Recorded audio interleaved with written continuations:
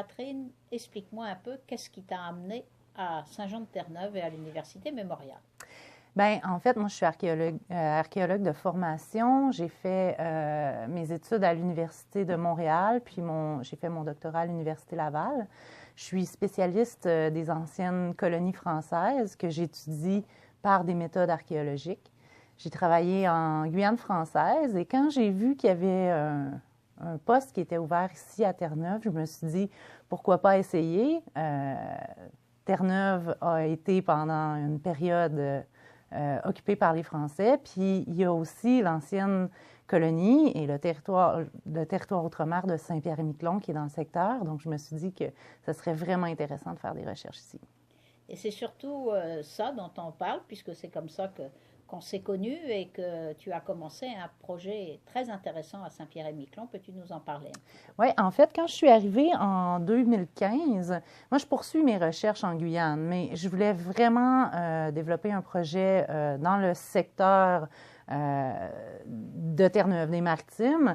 Puis, j'avais un œil depuis un certain temps sur Saint-Pierre-et-Miquelon, donc je me suis dit, mais c'est le moment rêvé pour mettre sur pied un projet là-bas. Donc, à peu près quand je suis arrivée, assez rapidement, je suis allée à Saint-Pierre pendant le congrès, le premier congrès des historiens qui a eu lieu en novembre 2015, si je ne me trompe pas.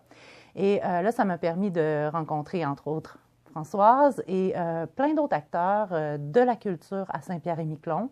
Et les gens ont été très, très réceptifs au fait de lancer de nouvelles fouilles archéologiques et de lancer, pas le premier projet, hein, mais presque le premier projet sur une étude archéologique de l'époque coloniale à Saint-Pierre. Alors ça, c'est le rapport de fouilles de l'année dernière. Oui, exactement. Toutes les fois qu'on fait un chantier de fouilles, il faut rapporter nos découvertes par un rapport. Parce que, évidemment, l'archéologie, c'est très intéressant, mais quand on fouille un site archéologique, on le détruit. On ne peut plus jamais le refouiller. En tout cas, pas au même endroit. Donc, on doit mettre sur papier nos découvertes. Donc, ça, c'est la couverture du rapport. Et peut-être qu'on peut parler de cette carte-là, en fait, que tu m'avais fait découvrir quand on s'est rencontrés une des premières fois. Alors, ça, c'est le secteur de l'Anse-à-Bertrand, qui est situé dans le coin de l'ancien aéroport, finalement, à Saint-Pierre. Et cette carte-là, elle a été produite entre 1680 et 1700. C'est la première carte connue du port de Saint-Pierre. Donc, il n'y a pas juste ce secteur-là sur sur la carte, ça c'est un close-up, mais elle nous donne beaucoup d'informations sur l'Anse-à-Bertrand. Et c'est là que vous avez fouillé. Et c'est là qu'on a fouillé parce que, en fait, quand on a étudié cette carte-là ensemble, on s'est rendu compte que dès la fin du 17e siècle, il y avait déjà des échafauds, hein, des bâtiments qu'on voit ici. Alors là, la carte a été appliquée, en fait, sur le cadastre actuel. Mais on voit les bâtiments anciens ici. Il y a un bâtiment ici. Ici, c'était noté chapelle. Il y a certainement un petit jardin. Ici, il y a un phare qui se trouve près de la digue de l'île aux Moules.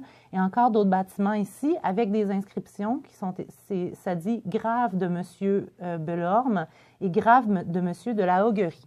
Ici, on a un objet qui était probablement destiné à la préparation des aliments.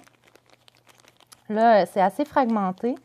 Il y a une autre étudiante qui travaille avec moi qui s'appelle Mallory Champagne, qui a fait un travail de casse-tête formidable.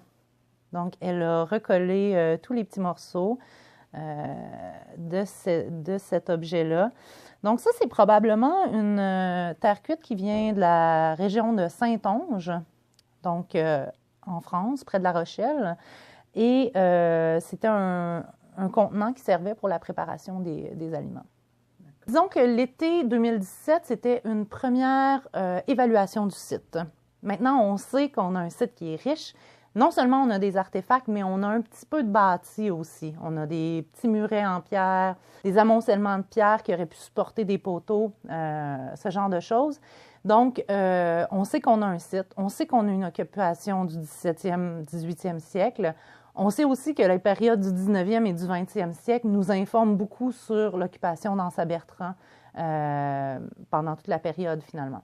Donc, ce qu'on va faire cet été, en 2018, c'est qu'on va poursuivre les fouilles en suivant ce qu'on a fait l'an passé à titre d'indication.